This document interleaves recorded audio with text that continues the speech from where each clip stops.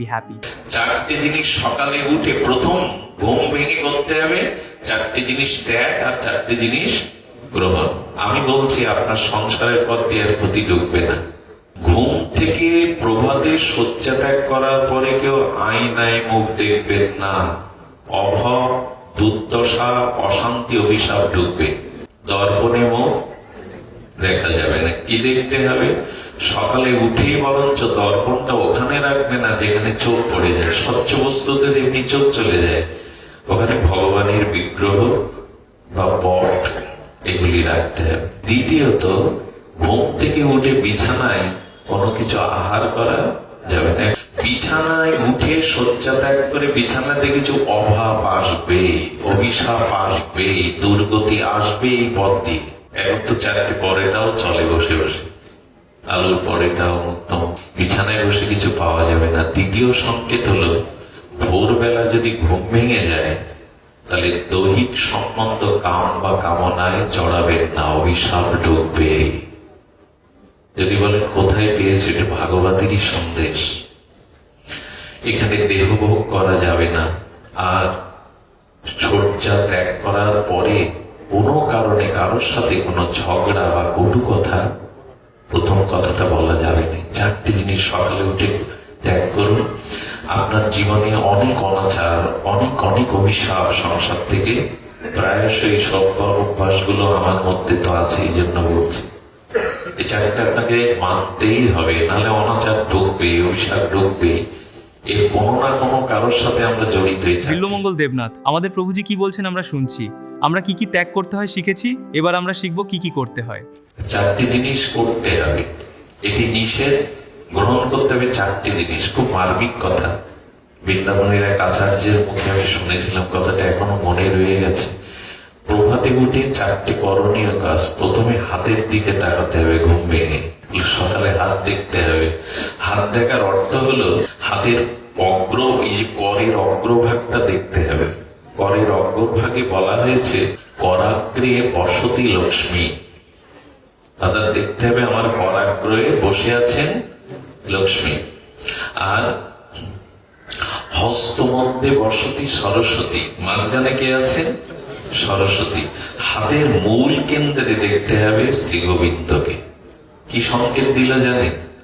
এই হাত ভগবান দিয়েছেন সুবুদ্ধি আর সুকর্ম করবার জন্য, আর এই দুটো উদ্দেশ্য গোবিন্দকে সমর্পণ করে করতে হবে তোমায়। আচ্ছা, এই যে প্রণাম করা হাত দিয়েই তো, হাত এবং মাথা দুটো লাগে প্রণাম করতে। কেন জানে? প্রকৃত প্রণাম সেই দিনই হবে, হাত হলো কর্মের প্রতীক আর মস্তিষ্ক হলো বুদ্ধির প্রতীক। বুদ্ধি আর কর্ম দুটোই ভগবানকে সমর্পণ করো, এটাই প্রণাম, এটাই মঙ্গল। যেন সকালে উঠে সিদ্ধান্তে, হে ভগবান, করমূলেকে গোবিন্দকে দেখতে হবে, করমূলে গোবিন্দকে দেখতে হবে, মধ্যে সরস্বতী অর্থাৎ কর্ম এবং জ্ঞান ভগবানকে সমর্পণ করে দিন শুরু। প্রথম কাজ এটা করলে লক্ষ্মী সরস্বতী গোবিন্দ কৃপায় আপনার বুদ্ধি জ্ঞান এগুলি আসবে। দ্বিতীয়ত, প্রভাতে শয্যা ত্যাগ করে অবশ্যই শ্রী ভগবানের বিগ্রহের দিকে বা কোন শুভ কোন মহামানব শ্রীগুরু এদের দিকে চাইতে হবে। তৃতীয় যেটি করতে হবে সেটি হলো মাটিতে নামার আগে আমাদের ভূদেবী, ভগবানের সহধর্মিণী ভূদেবী অর্থাৎ পৃথিবী মাকে, ভূমি মাকে, এটা আমাদের গৌড়ীয় বৈষ্ণবদের বলা আছে, প্রণাম করে তবে পাটা দিতে হবে। এবং সকালবেলা প্রথম কাজ হবে আপনার কোন পশু পাখি জীব জন্তু পরিবারের কাউকে কোনো না কোনো খাদ্য বস্তু দিয়ে তবে আপনাকে মুখে খাদ্য দিতে হবে। চারটে শুরু করে দিন, কাল থেকে সৌভাগ্য আপনার জীবনে আসবে। আমি মাদুলি বেচতে আসিনি, আপনাদের ভাগ্যের জ্যোতিষী হয়ে আসিনি, ভাগবত বলতে এসেছি, তারা কল্যাণ আসবে। সুধী মন্ডলী, সংসার যদি অনাচার না ছাড়তে পারি তবে বিল্ডিং দিয়েও, ঘর সাজিয়েও, ওই যে বললাম অন্তর বিকাশার শুরু করেছিলাম, লঙ্কার বিকাশ যেন আমরা না চাই, অযোধ্যার বিকাশ চায়। অর্থাৎ এই ভেতরটা শুদ্ধ করতে পারে এই সদাচার, ভগবত ভজন, এগুলি। দ্বিতীয়, আমাদের জীবনের অশান্তি, অকল্যাণ, পতন আছে সম্পত্তি নিয়ে। কি নিয়ে?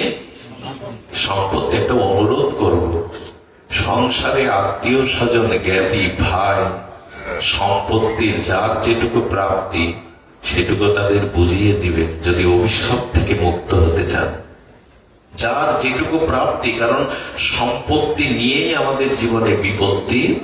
এই পাঁচটা ছাড়া অন্য কোনো পথ নেই আপনার জীবনের পতন আসবার, ধ্বংস আসবার। যেখানে যত সমস্যা, এই জন্য যার যেটুকু প্রাপ্তি, 5টা গ্রাম দিলে কুরুক্ষেত্রে হতো না।